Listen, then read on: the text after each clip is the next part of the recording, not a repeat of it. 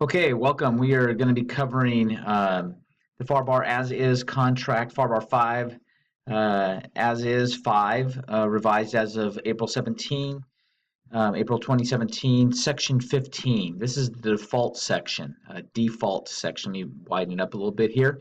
Once again, the PDF should be included here, so if you want to print a copy of this, you can go over it. You'll see it. You might want to keep it for future reference. And once again, let me remind you that this contract is pretty well written, meaning that the words are there for a reason. Make sure you understand why they're there and what they mean and what the intent is.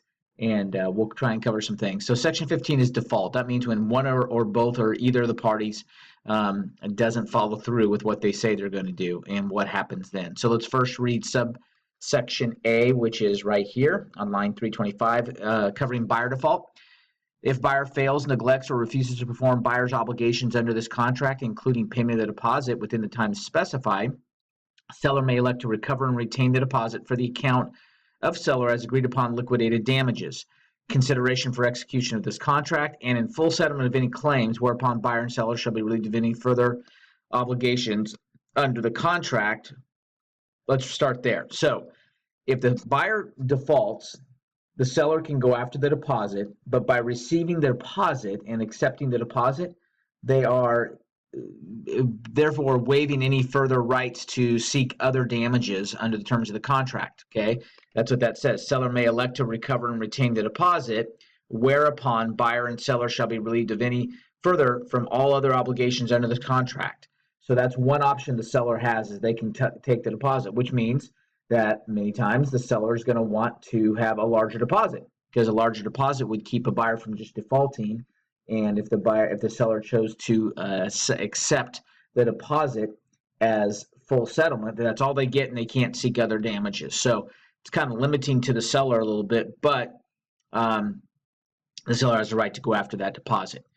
Or if we continue on down here on line 329, okay, that was continuing this from further obligations under this contract, or seller at seller's option may, pursuant to paragraph 16, which is the next class, proceed in equity to enforce the seller's rights under this contract. That means if they elect not to just accept the deposit as their sole potential remuneration on this deal, then they can seek other things, and we'll cover that in section 16, what other remedies they may have under the contract to help them. But by receiving the deposit, they've agreed that's it until game's over. By the way, this also says the portion of the deposit, if any, paid to the listing broker upon default by buyer. All right, because our listing agreements generally say that if the seller retains a portion of the deposit on a canceled contract, then the listing agent has a right up to 50% of that amount that they retained. Be honest with you, it's rare that you see people go after this. Sometimes people do, especially if it's just kind of blatant stuff.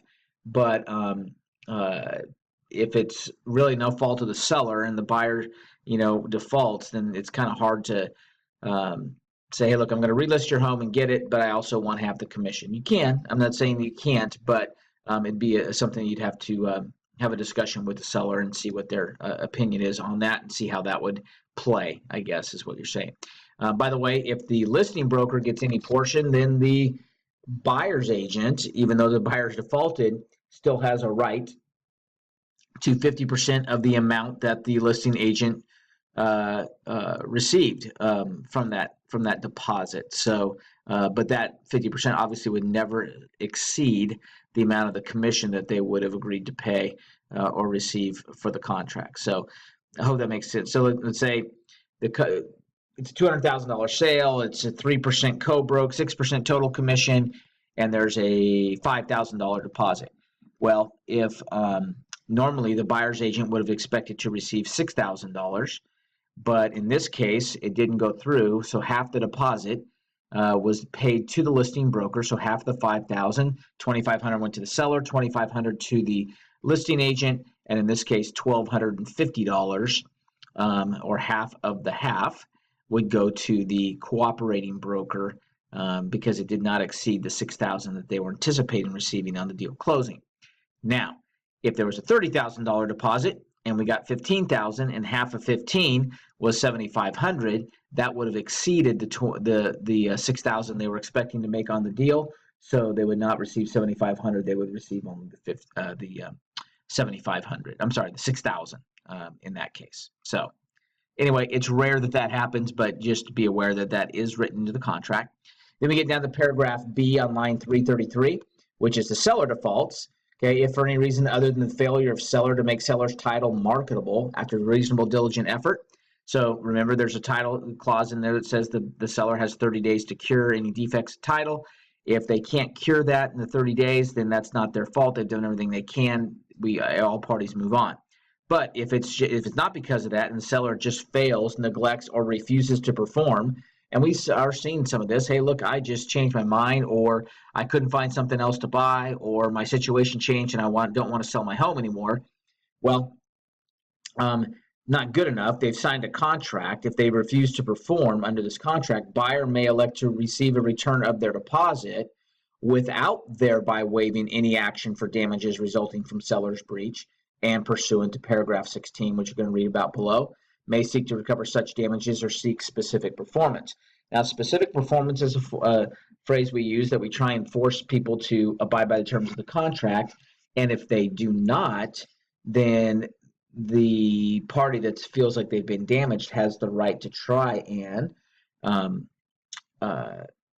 get a judgment against them from a court that says, the arbitration, mediation, then the court, that says, hey, yeah, the buyer has been damaged because they spent money on this, that, and the other. They lost the value of a good deal, and so on and so forth. And we rule in favor of the buyer, and the buyer is hereby awarded $50,000.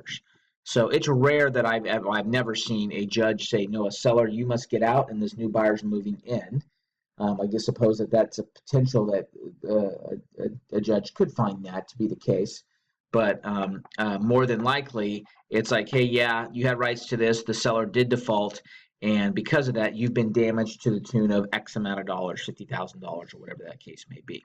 So they would have to seek legal counsel to go after that. So the seller, I guess the big difference here is if the seller accepts the deposit, then they're waiving their rights to seek other damages. If the buyer just gets their money back, they get their money back, and they are not waiving their right to go ahead and seek damages in excess of just receiving their earnest money back. So that's paragraph 15, and fairly clear if you read it and just think through it, read it over a couple times. And if you have any questions, always reach out. Thanks.